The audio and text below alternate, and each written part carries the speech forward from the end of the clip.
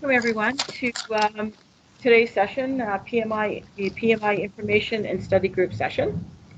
Throughout the session, if you do have any questions, please ask. I'll answer them as we go through the material, but no questions are dumb questions, so please feel free.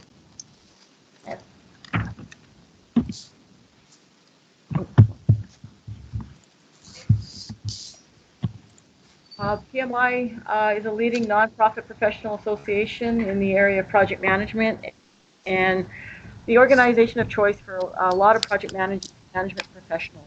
There is another one that's being used within the city, and it's called Prince 2, but it's had a very slow uptake coming in from the UK. So the majority of the companies in the city know about PMI and are looking at adding PMP and CAPM to their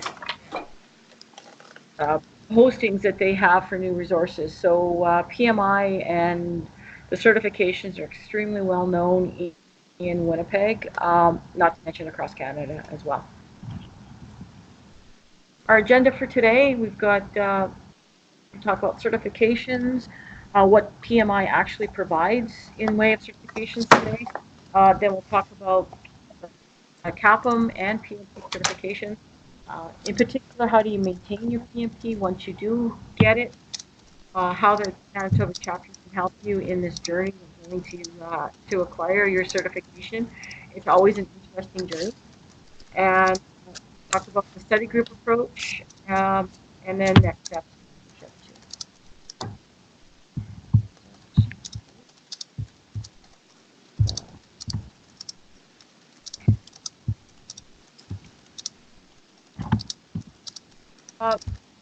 PMI's got about 8 certifications. What's really well known is the CAPM and PMP. They've also got a program management professional, and that one's been out probably 8 years now, well over 5. For those who manage complex, multiple projects in a strategic organizational results. Then there's the portfolio management manager one, which you've got your project manager, you've got your program manager, and then you've got your portfolio manager on top. Demonstrates proven ability in coordinating management of one or more portfolios. So a portfolio manager will have a number of portfolios under him, plus also projects. So it's not necessarily just truly portfolio. He could be managing, or she could be managing, a number of different combinations of projects and portfolios. The next is the BA, business analyst. This one is fairly new. This one came out about 2 years ago-ish. It came out in competition of IIBA. So International Institute of Business Analysts came out with their certifications a few years back. PMI felt they should need to follow as well. Okay. Then you've got your Agile certified practitioner. Again, that's following the Scrum and Agile training that came out over the last 5 years as well. So it's basically just taking PMI's approach and putting more of an agile, iterative approach to their certification, to their projects, and now we've got a certification for that. The risk management profession is all about risk. Projects always have risk, so they've come out with a certification. If you're more of that risk side and it's an interest, it's one area that you can get certified in. And then finally, you've got scheduling. Scheduling is hugely important when it comes to doing your project, that they recognize the fact that scheduling could be a certification as well. So in total, there's about 8 of them. Currently, this is how PMI Manitoba ranks as far as certifications go. As you can see, the majority of the 700 plus members in PMI Manitoba hold PMP. 11 have CAPMs, and then we go down from there. What's surprising to me is the number that have gotten their Agile certification, because it is one that's coming up. A lot of companies have all started to adopt Agile, so it's nice to see that there's individuals within the starting to get certified in Agile. Okay. Have any portfolio managers have been surprised, because I do know a couple that have program managers that haven't moved up to that. Okay. Okay. Again, if you're not muted, please mute so we can kind of limit the distractions. Okay. Any questions on certificates? Okay. Now we'll get into what's interesting to everyone. CAPM is the start of the certifications for project management. CAPM is one where may want to take, may not want to take. It all depends on where you are in your education level and experience level. So CAPM is the introduction to project management. Who it's for? Project team members, those interested in doing, that have started to get into the project world, whether you're a project coordinator, you're looking at managing small projects, you're starting to maybe look at having the opportunity to manage large projects, get experience, but you need some sort of certification for your company to realize, you know what, this individual is extremely interested in learning all about this, so let's see what we can do to help. And then that's one way of showing the company that you're in it. Okay. And then in order to, like every certification, there's always eligibility criteria. CAPM's no different. With CAPM, you've got two options. You can either have your secondary education, whether that's high school, college, some intro level, plus 1,500 hours of project management experience. So that's working on projects, whether you're helping a PM out, but you've been working and getting some experience on that. The other option is 23 hours of project management education before you sit.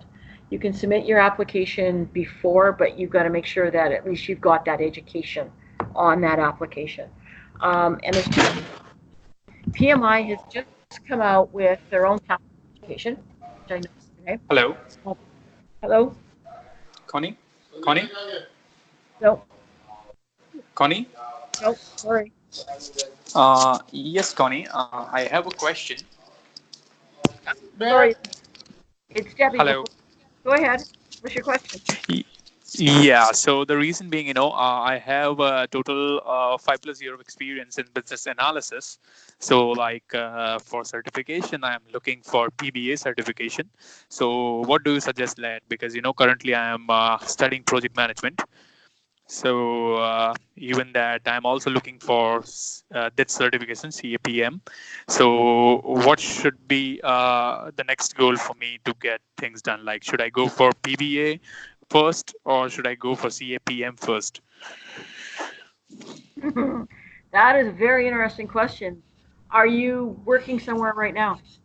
No, actually, I was working with one MNC company. It was back in India. So right now I'm in Winnipeg, and I'm here pursuing project management.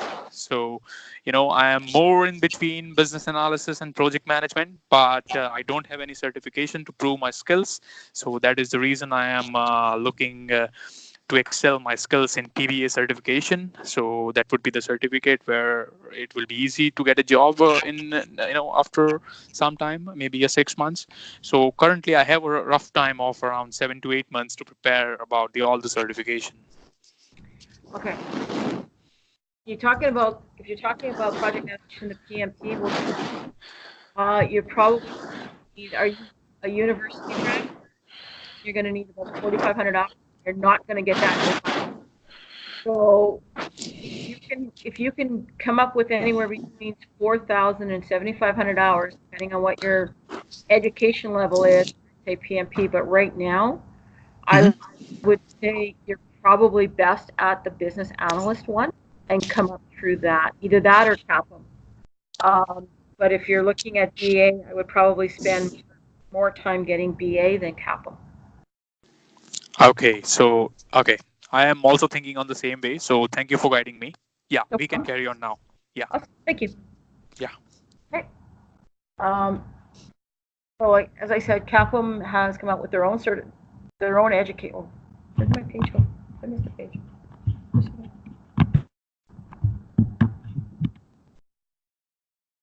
Your education, you can either get locally through some of the local education providers. Hopefully, during that conversation, I'm sure you guys have had a chance to read this slide. Red River College is an excellent opportunity. Taking the fundamentals in project management gets you about 35 hours of education, and that would satisfy the 23 hours needed for CAPM. It also satisfies the requirement for PMP, and it's a great stepping stone. Like it goes through the entire PMBOK and gives you an idea of what it's all about. So that's always one option.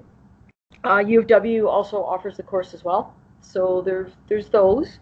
What doesn't count is the chapter meetings. So even going to, if you're a PMI member and you go to the meetings at lunch, yes, you get a PDU, but I wouldn't say it would qualify for your 23 hours. I would definitely not count on that part. But what PMI has done is they've actually come out with their own education tool. It'll provide you the 23 hours of education you require. It's based on project management basics. It's got a $350 to $400 US price tag to it.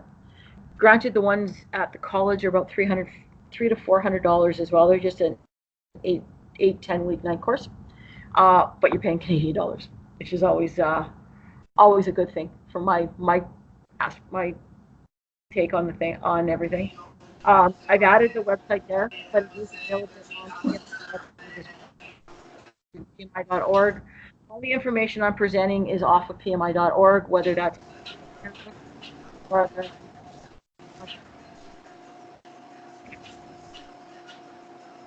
complete the CAPM application. Basically, you full application. You can start an app, walk away, come back, start it, and pick it up and go. You never lose the information that you actually start putting in there, okay, which is always nice, especially when you get into the one where you have to document a lot more hours. So the application is always there. If you leave it too long, it will expire, but it's really easy to bring it back and make it active again. So any information you put in the application will never be lost. So it's always available to you. And fees to write the exam are $225 US for members and $300 for non-members. I believe we've got a number of individuals that aren't PMI members yet. You can be a PMI member without joining the Manitoba chapter, which is okay, but we always like to support local. So when you do become a member, it's great to support the Manitoba chapter, become a member there as well. Being a member of PMI Global provides you the discounts on the exams and the discounts of submitting your application and discounts on things that PMI Global offers. So the minute you become a member, the price of your membership is going to save you on writing the exam, on the submission of the exam. If you become a PMI Manitoba member at the same time, or somewhere in there, then you have the opportunity to get discounts locally at the chapter meetings here and the networking sessions, the spring conference, fall workshops, things like that. So some benefits as well as being both. Okay. You do not have to be a member at all. You just pay the higher prices. Okay. The CAPM exam is 150 multiple choice questions to be done in 3 hours. They don't recommend you take breaks. It is, I believe it's also a proctored exam, meaning somebody's available. It's basically watching you to make sure you're not cheating. Questions are knowledge-based, and once you get your CAPM, it's good for 5 years, but you have to rewrite it every 5 years if you want to maintain your CAPM. At that point, if you're looking at writing your CAPM again, I would take a look at your hours and see whether or not you would actually move up and go do the PMP or one of the other certifications instead. It all depends on what you've managed to do in those 5 years. Okay. The content, there's 13 different domain areas within CAPM, and percentage of questions in each of the areas. Okay. No two exams are alike. They usually have a database of questions, and when you go to write your exam, they'll take the 200 questions out of there, and that's what you get. You'll get some questions that someone else has gotten, but considering you're not supposed to talk about the exam once you write it, you're not quite sure. For more information, download the certification handbook and the exam content book that are on the website. They provide a lot of information for you, how to apply your, how to apply for the application, any questions, if you get audited, what the process is, and if you do find that they denied your application, you want to know why, and you want to refute it. Okay. So any questions on CAPM? Yeah, I got one question for you. Sure. So I just finished the structural engineering technology at Red River College, and we took one course called Project Administration, and it was based on the PMBOK. I think it was the 5th edition or whatever. Okay. How can I go about seeing if that course is equivalent to the project management fundamentals that you mentioned? Like, I was talking, I think her name was Amanda. She's a member of PMI and works at the college. I think she said it would satisfy it, but how do I go about actually doing that process of seeing if it would satisfy the requirements? It would. I would agree Yeah. with Amanda. Can I ask who taught it? Ralph Lotta. Lada, okay. I would, Yeah. if it was based on the PMBOK, I would say yes, Yeah. it does qualify. And you would have the 30, you should have the 35 hours. Oh, yeah. And, right, because it's, yeah, I would say it would qualify. You Okay. can always ask the college, because the college is a REP for PMI. Okay. Yeah, and you took this during the day or at night? Oh, it was like a full-time program. So yeah, it was like something like it was worth like, I think 6 or 7 credit hours and like 70 some total course hours. Okay. Yeah. Yeah. So the best bet would be if you're walking by the office at the college, Yeah. you can always phone them and ask, but I'm pretty sure it qualifies. Okay. No, that's good then. That's Yeah. good. Well, thank you. Yeah, no problem. And it doesn't matter whether it's PMBOK 6, 5, or 4. Okay. I'm going back. I wrote on PMBOK 3.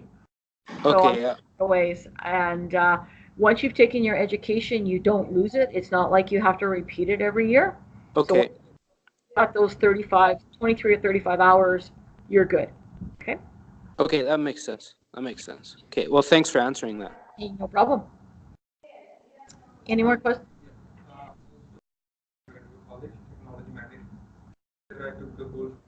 Project management fundamentals. Yep.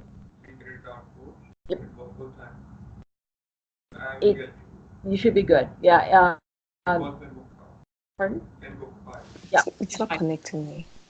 So it's yeah. So if you pretty much, I would say if you've taken a fundamentals course or anything that's been based on the PMBOK, I would say yes, it would qualify.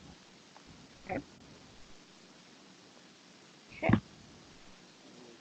No more questions. I'll move on to PMP.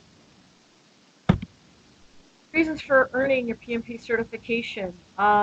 It's and I'll let you read. Maybe we'll just go to the class. I'll use my data, but as I chat. It's definitely recognized throughout the city, throughout the country, Canada, U.S. PMP is definitely North American based, where Prince 2 is UK based, but PMI has broken into the European market as well, so it's recognized worldwide. If you've got others in the organization have PMPs, it provides at least a standard common understanding as you go through, and as the bottom one speaks to, comes to salary and earning potential, right? There's a lot of job opportunities that have started to say PMP required. They've started to move away from would be nice and making it more of a requirement. So it's either a PMP or Prince 2. But yeah, so they've now made it more of a requirement, especially when you start talking about more of the intermediate to senior levels. It's definitely something that they're looking for. Okay. Employers are benefit well. Again, you come with come with a structured process, an understanding of what needs to be done to take a project from inception through closure. So they have that comfort feeling, knowing that they've got someone they can actually set loose and will deliver what they're looking for. And that, again, it speaks that you speak and understand the global language. Everyone knows what initiating is. Everyone understands when you talk about initiating, what are the processes that need to happen in that. When you talk about executing or monitoring and controlling, what makes up the guts of those particular knowledge areas. So it's that common language, and everybody speaks the speak, and PMP helps you walk the walk. Okay. Who should apply for PMP? If you're an experienced project manager who meets the following requirements: performs your duties under general supervision, responsible for all aspects of a project, you lead and direct cross-functional teams to deliver projects, and you demonstrate significant knowledge and experience to appropriately apply a methodology to projects that are reasonably well defined. And in some cases, reasonably well defined becomes an oxymoron, because they think they've got it, and now you got to figure out, do they really have it? Okay, so they think they have everything, but now it's a matter of getting down under the covers and confirming that, yeah, we're good to go. Okay. Eligibility criteria. So there's two ways of getting your PMP. Excuse me. If you're a secondary student, high school, college diploma, associate degree, so a couple years of university, but you haven't finished, yet don't have your degree, you need a minimum of 5 years or 60 months unique, non-overlapping professional project management experience that covers at least 7,500 hours. And the 7,500 hours will take somewhere between 5 and 8 years, depending on how you play this out. But they figure after 5 years you should have enough there that you can. And again, it comes back, and the education is 35 hours. So as I mentioned in CAPM, there's always that education component. The other option is that you are a 4-year graduate from college, 3 or 4, depending on what your program is, and you've got 3 years of project management experience with 4,500 hours. Then again, you can look at applying. What it means by non-overlapping, if you are working on 2 projects at the same time, they don't count for 16 hours towards your 40, let's say 4,500. You're not, unless you physically are spending 8 hours on this project today and the next 8 hours that night on that project, that's the only way you can justify your 16 hours. Chances are you're doing them parallel, so you're spending 4 hours on project 1, 4 hours on project 2 to make up your 8-hour day. So really that's only 8 hours, not 16.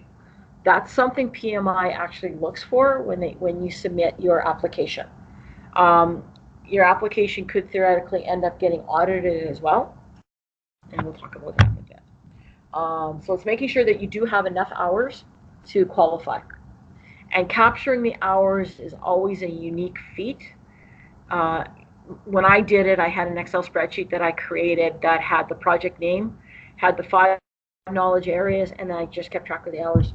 And when I did decide to do my app, I actually had to go backwards 5 years, because I decided too late versus deciding now, okay, in 5 years I'm going to get my PMP, or in 3 years, let's start now capturing that information. You may do a combination of both, where you have to look at your past history, work experience, and then capture what you're doing going forward.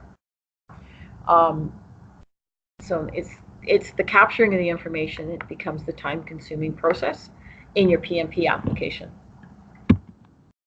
The requirement, sure. What about 4-year degree, bachelor's degree? Yeah. So it should be related to project management? No, the question is, does the 4-year degree need to be related to project management? Absolutely not. It's just a 4-year university, 3 to 4 year, depending on what your program is, university degree. So whether that's a Bachelor of Science, whether that's Bachelor of Arts, it does not have to be related to project management at all. It's a matter of but making sure that you still have 35 hours of project management education. So you may have to go, you may get your 4-year degree, but oh yeah, I still have to go back to school to get that 35 hours. So that's one of the things to, but it could be any, does not have to be a specific degree. Education requirements, again, you can go to any of the RE, to get the, this is to get the 35 hours. Everything else is, how you get to determining what it's going to take to document your PMP, you still need the 35 hours. So, oops, it's, again, it's the same as CAPM, U of W, Red River College, IIL, Global Knowledge, some of the players in the city, you'll be able to get your hours from there. And then, again, chapter meetings don't count. Self-directed learning, reading books, self-studies are not going to count either. They need a way of having it documented by a third party that you actually attended. Okay. How do you get your certificate? How do you get it? You validate your performance. Validate you performed the role of PM. So you need to demonstrate that you've led and directed cross-functionals again, applied suitable approach, performed these duties under general supervision or responsible for all aspects of the project. This is where the documentation comes in. This is where you need to start to track the hours. If you worked on a project in the initiation phase, so of the initiation phase, how many hours did you spend on starting it up and the kickoff meeting and things like that? Okay. You need to describe your experience. What did you do on the project? What part of the projects were you responsible for? And then documenting how many hours that you actually spent doing those tasks. Okay. Is there a template that sort of explains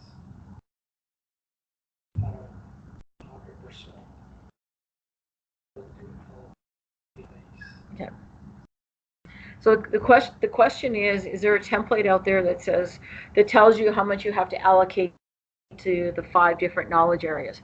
No, there isn't. There's no template. You can put your hours anywhere, but you must have hours in all 5 areas. So you may find that you spent majority of your time initiating and planning, and really not a lot in the execution and closing, but you still need some time within those knowledge areas in order to qualify for your PMP. Is it knowledge areas or the phases of the project? Knowledge areas. All 30 knowledge areas. No, there's 5. Am I confused?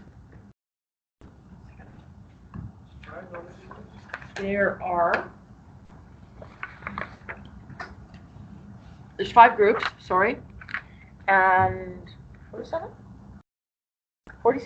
No, 9 knowledge, 36, 10 knowledge areas and 49 processes. Yes, sorry. And 10 knowledge areas space is required. You need in the 5 process groups. Yeah. So you need in initiating, planning, executing, monitoring, control, and closing. You need time in all 5 of those groups. So every company is different, different industries. So we might not utilize all of these processes. You should. So if you take a look at the group, if you take a look at the various groups, so planning's got define your activities, develop your schedule, determine your budget. Even if you have one in that area, that one counts. So if you're in the construction industry and you've been asked to pour concrete, so how long is it going to take you to pour the concrete? When are you going to start? How long does it need to dry? And when can you come back and put in the curbs? So those all fall under the planning side, right? And then executing tasks, all fall under your executing. So you will hit them all. It's just a matter of going through all the different process areas to say, okay, how can I meet that? Okay, I can't, I didn't develop the charter, but identifying stakeholders, maybe, because now you need to identify, okay, if I'm going to pour their concrete, talk to this owner, I'm going to talk to that owner, or make sure that the city knows, right? And so it's just a matter of doing that one. And then again, confirm that you got your 35 hours of education. Okay. Complete the application. The application again is online, and as I mentioned, this one. Oh, that's me. Sorry about that, guys. This one will take, because you have to document so much information, and it will take you time. And if you're looking at tracking your time now going forward, it could take you a number of years to do this. The application will stay there. It may go inactive. You just have to reactivate it, but the information is never lost. So once you get the information in, you're good to go. My suggestion is that you actually create a spreadsheet for yourself. And I'm going to see if I can open something for you and share. When I was putting mine together, I created a template. And I'm just going to slide this over here for you guys to see. I have a template that I've got project name, I've got duration, I've got who the contact is, because you're going to have to supply at least a contact person, and whether that's just HR, if the individual's not working at the company anymore or what have you. And then what I did is I've got initiating, I've got all the process groups down one column, I've got all the process areas down another column, and the number of hours. So a column for hours. So again, I wouldn't have every row filled in. It would be hit and miss throughout the entire document, but at least I've documented that project and what I did on it.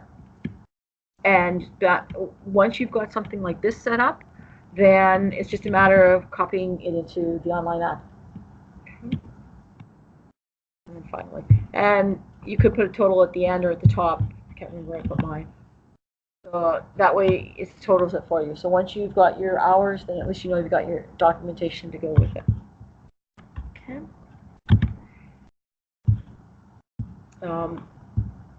The cost to write the PMP is $405 for members and $555 for non-members. And this would be where the being a member actually pays off. Okay. It's $129 US to be a PMI member, global. You're spending another $150 US to write the PMP. So by being a member, you're gonna save yourself $20, $25, but you know what? It's in your pocket as well. You can use that money to pay for the PMI for the Winnipeg chapter, which is $37.50 US. So it'd still be out a little bit, but.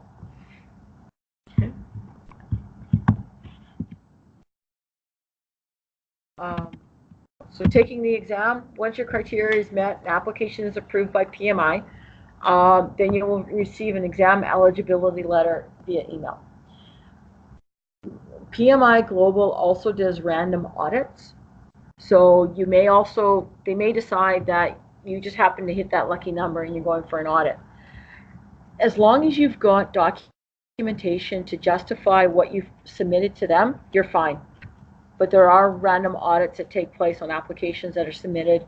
There has been people in Winnipeg that have been selected for audits. But again, if you've got your documentation and you can prove that what you physically put in the app is good to go, then shouldn't be a problem.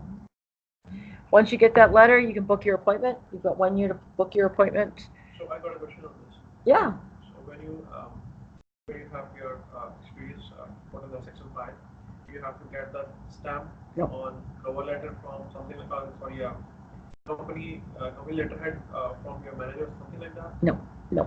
So the question is, once you do get your information all documented, and if you are tracking it on an Excel spreadsheet, do you need to get it stamped or authorized or notarized by anybody from that company? The answer is no. However, it doesn't hurt if you do. But if you're also, another way of also tracking it is if you're working for a company that's making you do timesheets, print off your timesheets, right? And use that as your background information as well.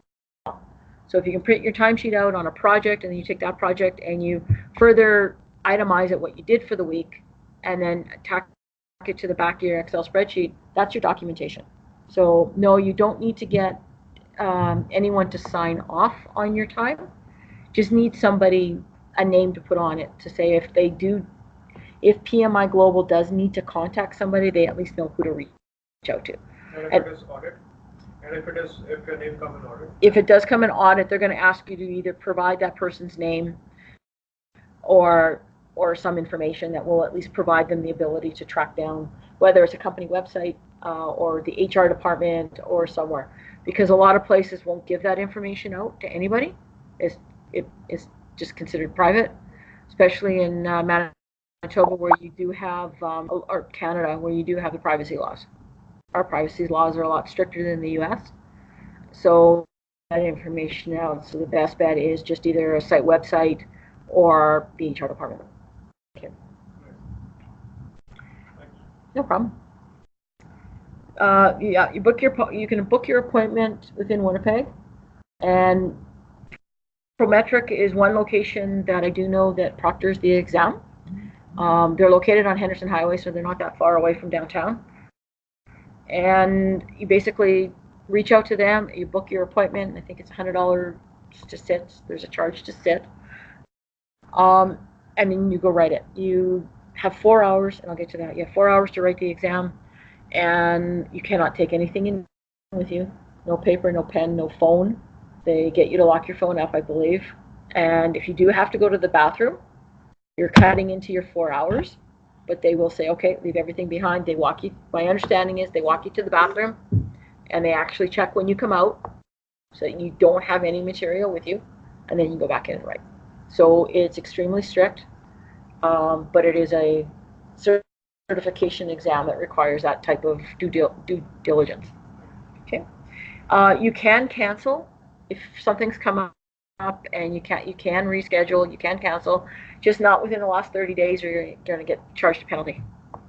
But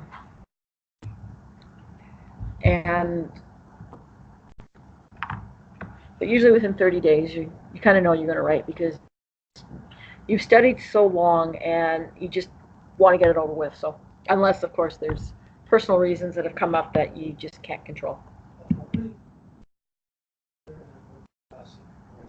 I'll get to that. So the question is, how many questions and what's the passing grade? I'll show you in a minute. It's one of the slides coming up. You have 1 year to take, 1 year from the date approved to write the exam. You have 3 attempts within that year to pass it, and if not, then you have to wait 1 year from the 3rd unsuccessful attempt to be permitted to write it again. Okay. Here's the answer. 200 multiple choice questions in 4 hours. Of the 200, 25 are considered pre-test questions, so you're actually writing out of 175 marked questions.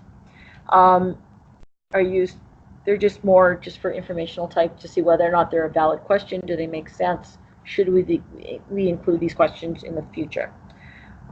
And they're all randomly placed throughout the exam. There is no logical order.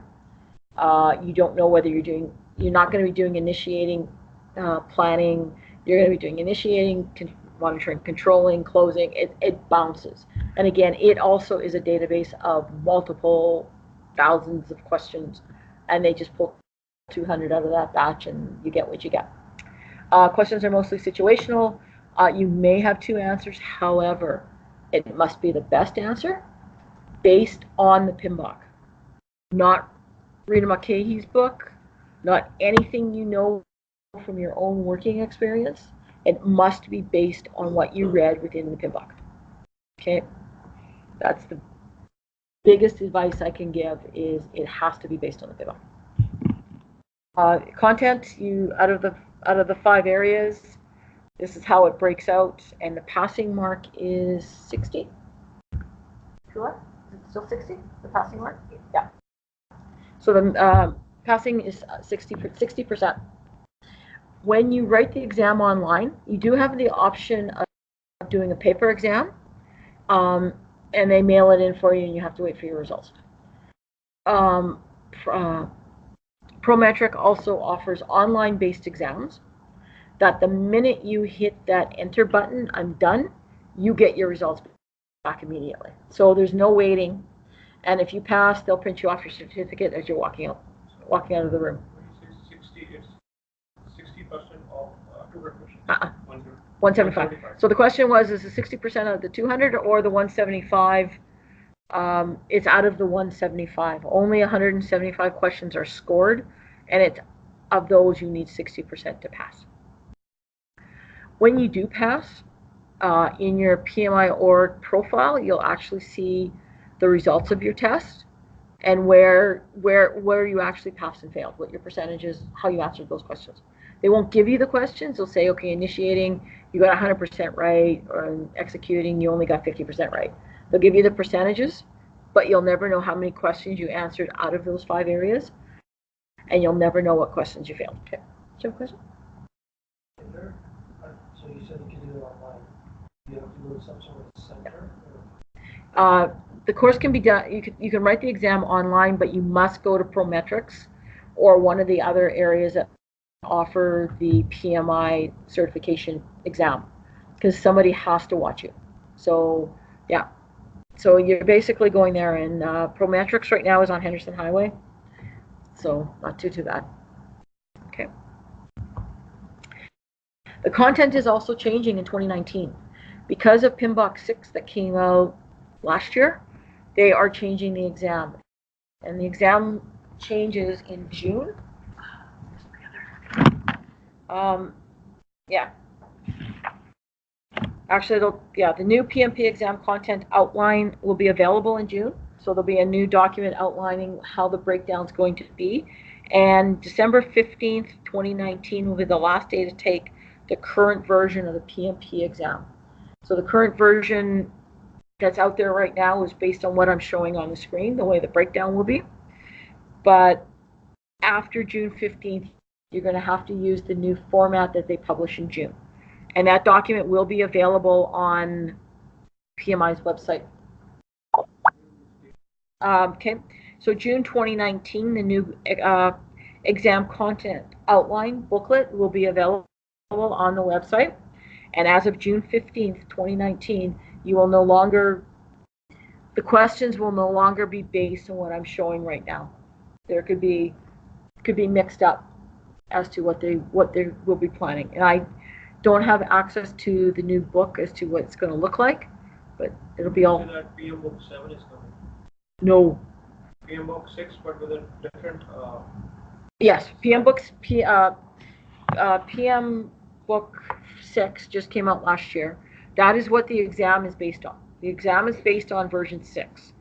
But right now, the questions are broken out that 13% are in initiating, 24 in planning, 31 in executing, 25 monitoring and controlling, and 7 in closing.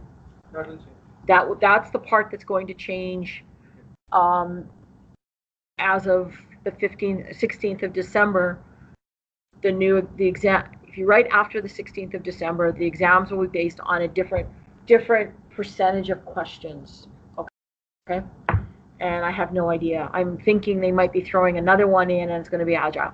The latest PMBOK 6 has included a lot of agile, and for those that ordered the book or has the online version, there's 2 parts to that book. There's the PMBOK and there's the agile book. So the biggest difference between 5 and 6 is the whole flavor of agile. So my thought process, and don't hold me to it because I haven't seen it, is that somewhere along the way they're going to start to throw in some of the agile questions. Okay, they may already be doing it, just not identifying it as a section unto itself.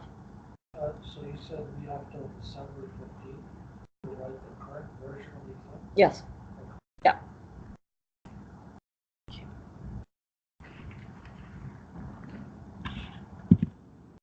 Resource material for studying, you've got PMBOK 6, which you must read. To me, there's no, you can read it in conjunction with one of the other books on this list, but you do need to know how to answer the questions because they have to be based on the PMBOK. So you've got PMBOK 6, you've got your PMP Certification Handbook, which PMI provides. You've got the Code of Ethics and Professional Conduct. I would suggest reading that. You might get a question on professional conduct, and it's definitely a question, one that the ethics guide is up on PMI.org as well. So definitely take a read through that. It's not a very long document. And then what a lot of people are doing is using Rita Mulcahy's PMP Exam Prep Book. It's a much easier read than the PMBOK, and she follows the PMBOK. The company follows the PMBOK pretty much to the letter, but they're not talking PMBOK speak. They're talking the language in the Rita book is easier to understand. May not put you to sleep as fast as the PMBOK does, but it has a lot of examples and makes it a lot easier to learn. So if you are looking at having an additional study guide or study material, I would strongly recommend Rita's book. Okay.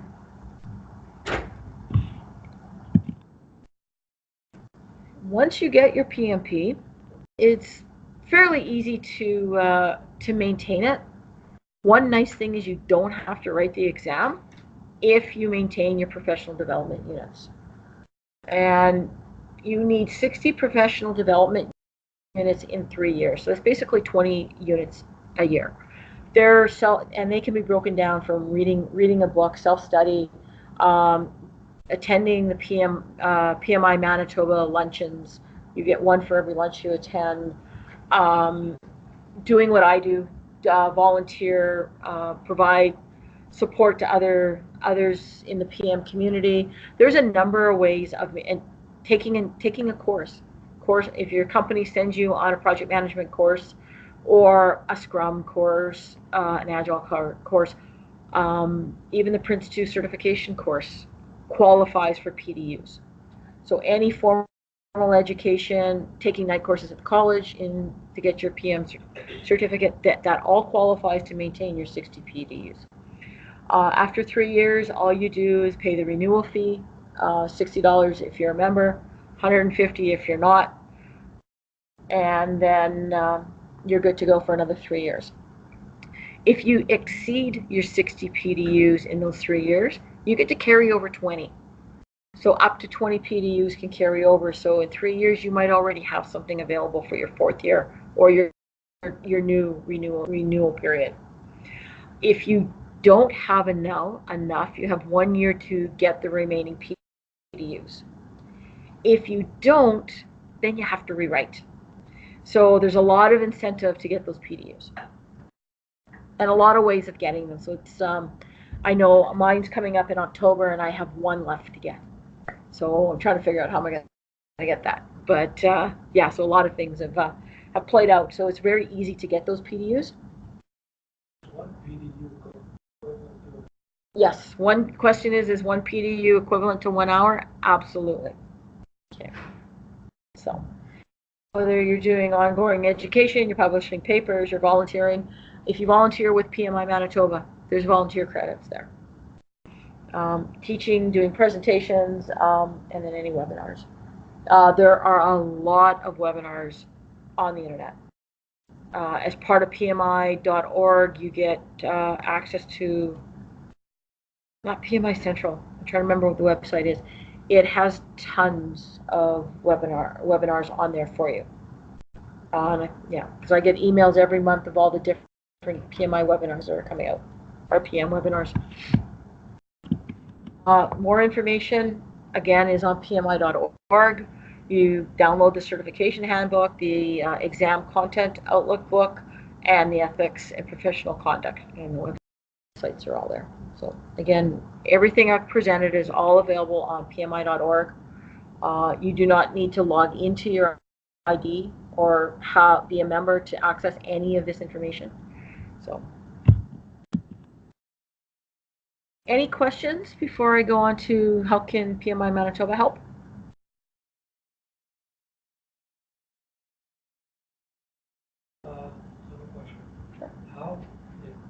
say you've been working for a company for a while, managing the same project over and over again. For one of your slides, you had mentioned that you have to be unique. Like, you know, if you've been there kind of for a while and doing the same thing, you're really not unique. It's the same thing over and over.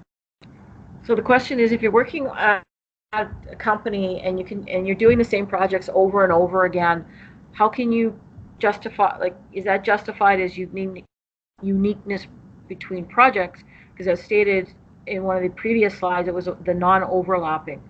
The answer to that question is they would still be unique. You're still doing a lot of the same aspects. You may end up on a project for 5 years, but during that 5 years, it started and it's been executing. So the hours are still accumulating under executing. If you're working on support projects where you're on a company and they need to upgrade to Windows 10. It's a support project, but there's aspects of that project that fall under projects, right? If you're doing software upgrade, again, there's pieces in there. So even though you're doing keeping the business functioning, operational support, however you want to classify that post-production support, there's something about that you're working on. So it's just a matter of looking at the projects and figuring out, based on all the different process groups, where do your hours go, and just making sure that if you're working an 8-hour day, that your hours aren't accumulating over 8 hours, unless of course you're working 12 or 16 hours, which in some cases does happen, absolutely does happen. So it's just making sure that you've documented it correctly. Okay. Any questions for those on the call? Okay. How can PMI Manitoba help? For PMI members, the chapter will assist certified by organizing study groups, mentoring, and providing any support material that might be that we might have, whether that's reading lists, sample schedules, other notes. I've got documents that I've created that I've maintained since I wrote back in 2003. So I've got spreadsheets, or a Word document, an Excel spreadsheet that has all the process areas that I've used as study material. So it's available for those that need it, and any other way that we can help. And the biggest help here is actually helping to organize those study groups for you. Okay. Speaking of study groups, why study groups? It's a great way to learn, have fun, you review the material, individuals provide different perspective. What do they look at? How do they read it? What are they reading? Like, how do they even just think about the material that you've read? You exchange ideas. If you've got questions, it's a great sounding board to have individuals saying, okay, I interpreted this area this way. Is that right? Or I don't get this. Why? Like, when you start getting into earned value and your CPIs, your SPIs, all the formulas that you do need to know and you do need to memorize in order to write the exam, it helps when you can bounce that off of other individuals and you're sharing experience. There may be people in your group that are in a company where either they're not necessarily working on the project or they're working with a PM and they're asking the questions like, how do you do this? Or, you know what, I was on this project and they did it this way. What do you guys think? Like, things like that. And you've got your support. It's all about the support. It's a long process to read the book, to get prepared, to be in a position to actually write the exam, to have that knowledge and feel comfortable with the knowledge. And it's always great to have a support system that's there, understanding what you're going through, and to help you along the way. I know when I wrote mine, it took me 10 months to actually get through the material and finally book a time. And when I finally booked my time, I threw all my material on the kitchen table and I crammed. And my kids at the time were in elementary and junior high, and they thought I was crazy. Why am I studying? Well, because I wanted it that badly. And I just basically crammed 2 weeks straight, went and wrote it. So it's always nice to have that support system who understands and is there to help you. The approach and the format, if you are interested in doing a study group, and study groups again are not for everybody. It all depends on how you personally want to approach this. Do you want that support? Do you want to try it on your own? There is no right answer. It's a personal choice. And if you find that you want to join a study group and drop out later, completely up to you. Or you want to try it on your own and you're not getting anywhere, then join the study group. And I joined a study group, went through a study group the first time, and it was great. I didn't end up writing, and then eventually did it on my own. So again, it's personal preference. But if you do join a study group, we suggest that you meet no less than once a week, and that you plan for 2 hours per meeting. And what that does is you pick a section. You pick a section of the PMBOK and say, okay, this is our reading material for this coming week. Let's read it. You may want to decide that, you know what, everybody write out 5 questions based on the material that you read. Now you've got study notes. You've got questions that when you go back to study on your own or prepare for the exam, you have the opportunity, you've got all these questions you can go back and answer. So it also helps you create study material as well.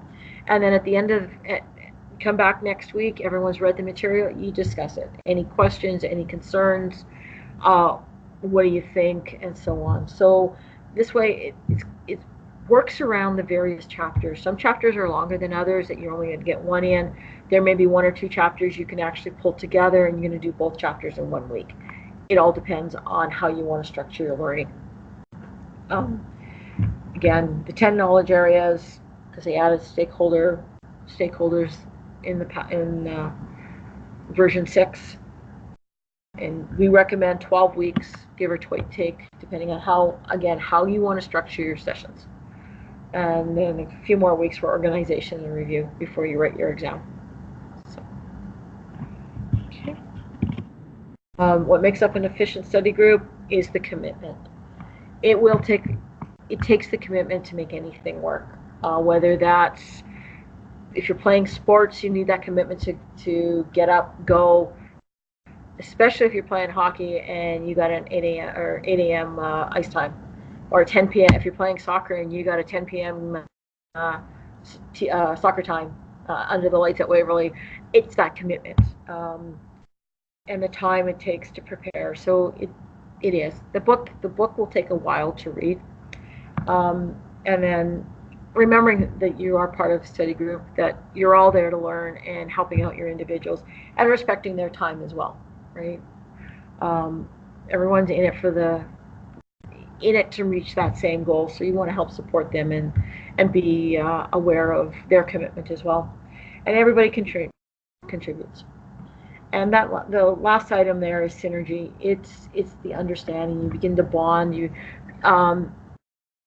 begin to join those friendships. You're all there for the same reason. And one nice thing about the PM community in Winnipeg, there's over 700 members in the Winnipeg chapter, but you begin to recognize and meet and network is huge in the city. One of the things I tell young PMs is don't make anybody upset. So don't get them mad at you. Don't give them a reason to not like what you're doing. It will come back and bite you in this community. I've been with PMI since '99. I am a past president of PMI Manitoba. I started with memberships. So I was the one back in '99. We have an extremely small group. We're handing out name tags. I had individuals walk up and I gave them their name tags before they could tell me who they were. And to this day, I still know those individuals. So it's knowing the community, it's that networking, and in the study group provides you that first step into that networking community, because depending on who you're studying with, they're going to end up in Great West, Wawanesa, Online Business Systems, here at Sierra. You never know, and they're always a friend in the industry. Okay.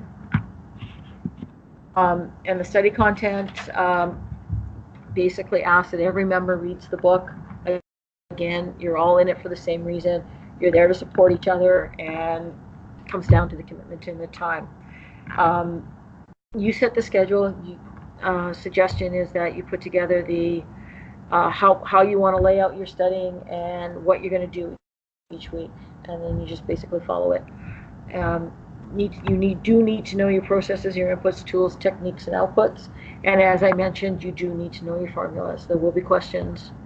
If you don't get a question on formulas on your exam, count yourself extremely lucky, because there's half a dozen different formulas that one should at least come up, and you never know what that question is going to be. It gives you the opportunity to discuss your main concepts, your principles, your formulas again, and you establish your reading material to be covered each week. So questions. There are never enough questions. Answer questions until you feel comfortable with the material. Okay? And that's where you get the opportunity, is in the sessions. Okay. There's a website there, examcentral.net is a site that you can look at for questions. We talked about getting flashcards, ways of providing you opportunities outside of the PMBOK to actually test your knowledge. And that's where if you as a group you're writing questions, then there's your flashcards. There's the way of providing material for you to learn from as well. Next steps, if you have the required project management experience in education at this point. So if you do have 4,500 hours as a university grad, 7,500 hours if you're not, then I would look at the study groups now. And then sign up for a study group, do your studying, get your application together as you're doing your study group, get it into PMI. It will take 4 to 6 weeks for PMI to review your app and tell you yay or nay you can write, and then it's up to you to determine how comfortable you are and what date you want to set. The minute you get that eligibility letter saying you can write, you don't have to set your date at that point, but you do have to set it within that year. Okay? So there's no pressure once you get the letter. It's how much pressure you want to put on yourself to do the studying.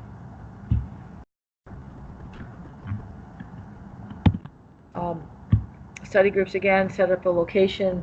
When we set up the study groups, it's based on what's convenient for everyone. So if some of you work downtown and someone can find a meeting room within their closer location, then who can want to work downtown or study downtown. We've had individuals out in Tyndall Park area. There was 3 or 4 of them out in that area that they grabbed a meeting room at the library because one of the rooms was available, and they studied out in their end of town. If you're south St. Vital or whatever works for the groups, is what we try to look at and try to make sure that you're not running. If you're in South St. Vital and the study group's in Transcona, yeah, that may not work. Or if it's in the North End out in River Park South, you don't want you traveling across town. And basically, once you're finished your study group and you feel comfortable, you set the exam, and best of luck. Any questions? I know I covered a lot of material, but does anybody have any questions? So the exam that's still valid on December 15th, is that based on the 6th edition? So the question is, the exam that's still available to the 15th of December, is that based on version 6 of the PMBOK? Yes, it is. Version 6, I believe the last time you could write version 5 was in March, but it is version 6 going forward.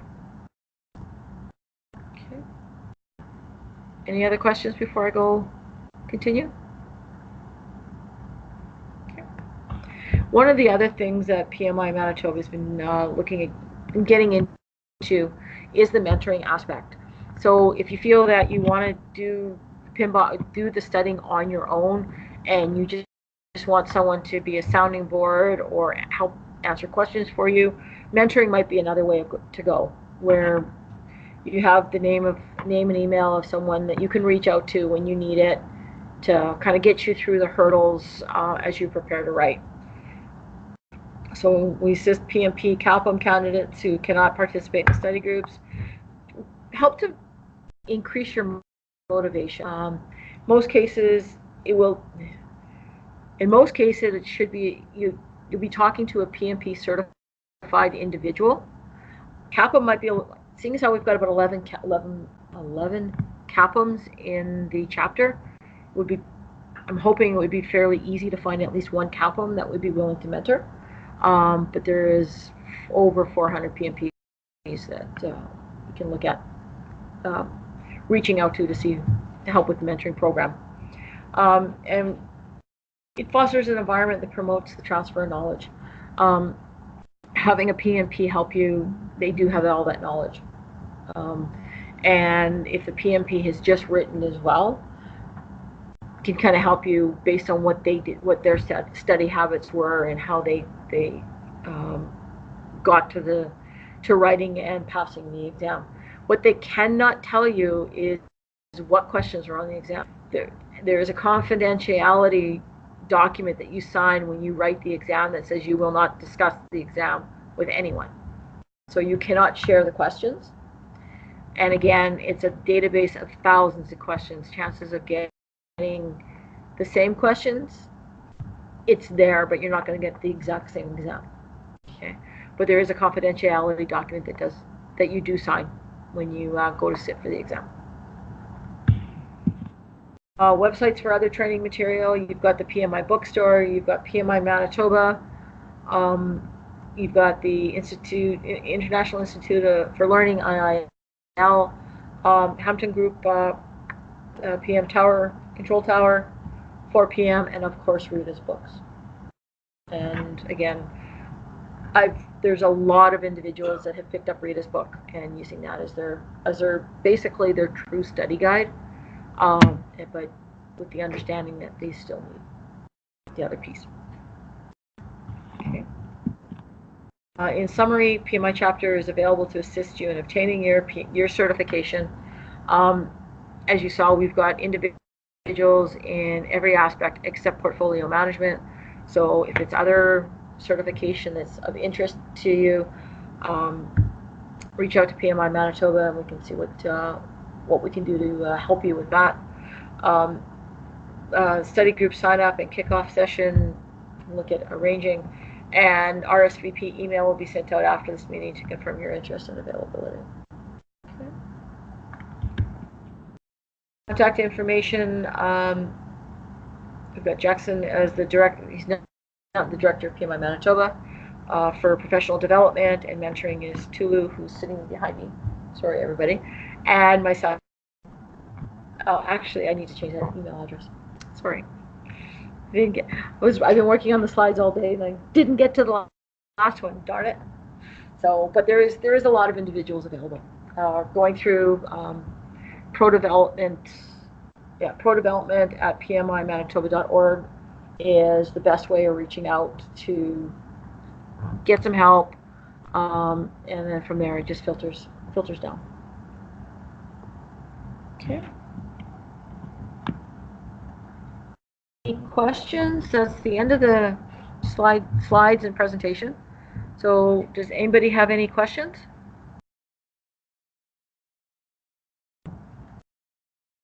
And I apologize if you have been putting questions up in the chat. I haven't been, it's not, I haven't had that open as I was going through this.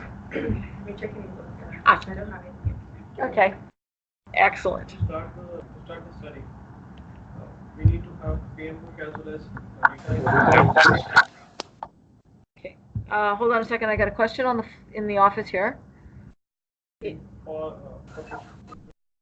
start studying Yeah. for this exam, Mm-hmm. CAPM or PMP, whichever. So we need to have these two books in place to begin with, PM book and return. No. If you're looking at studying for CAPM and or PMP, the only book you need is the PMBOK. Okay. I don't know if Rita's got a CAPM book. I haven't really reached out to that one. I do know she's got PMP. But the only book, if you're a PMI member, you automatically got the book emailed to you, a soft copy. As far as I know, you still can't print it. That is the only book you need. If you don't want, because I know Rita's book is fairly expensive as well, you don't need anything else other than the PMBOK, okay, to get started. And if you're finding that the PMBOK is a little dry and you want to go out and get another book, then yeah, it'll help you along the way. I did not use Rita's. I used the PMBOK all the way through, so you really don't need anything else. Okay. Question from someone online? No? Okay, no questions? When you submit your application, where does it go? And who assesses it? Is it a computer software that does that, or is it? So the question is, when you submit your application to PMI or PMI Global, where does it go? Does it go into a computer system that evaluates it, or is it individuals? My understanding is it's individuals. It will be an individual that will look at it. I can't see how the application is actually interrogated through a computer, only because of the amount of information and nuances that might come with each application. My understanding, it might be a group of individuals, 2 or 3. Depends. They will evaluate it, which is why it takes 4 to 6 weeks. Absolutely not. Is it done here in Winnipeg? No. PMI Global is located in Pennsylvania, I believe, on Peachtree. It is done in the States. PMI Global's head office is down in the States. It is all done down there, which is why anything related with PMI Global is always in US dollars. And unfortunately, because the Winnipeg chapter, Manitoba chapter is part of them, their fees are in US dollars as well. Okay. Any other questions? Okay.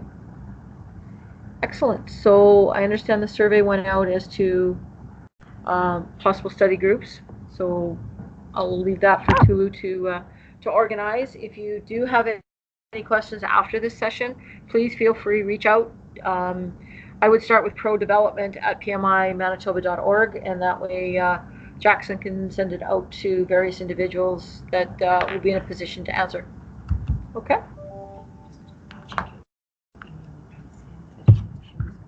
Okay.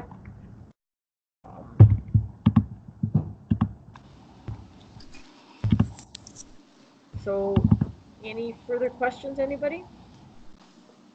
And I'm just going to pull up the study groups. Hey, folks, I just wanted to interrupt for a minute. Can you hear me?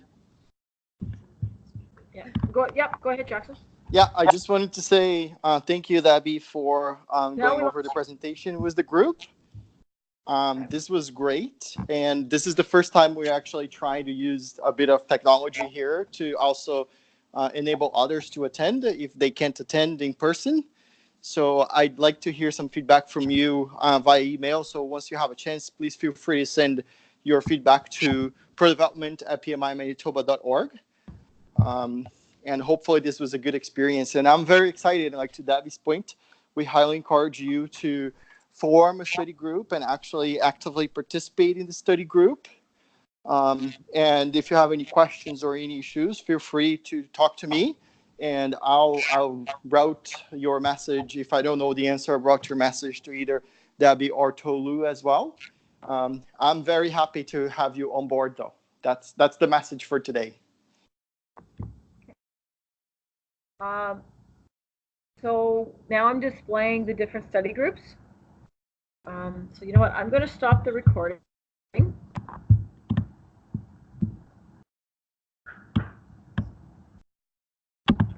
There we go.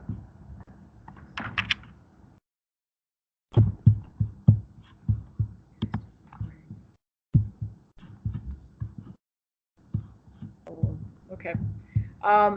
So the study groups are up on the screen. Sorry? Do we say how everyone's coming? Everyone's still here? Yep. Yep. Everybody is still online. So I'm trying to stop the recording because this is something that's more specific to this group than the other groups.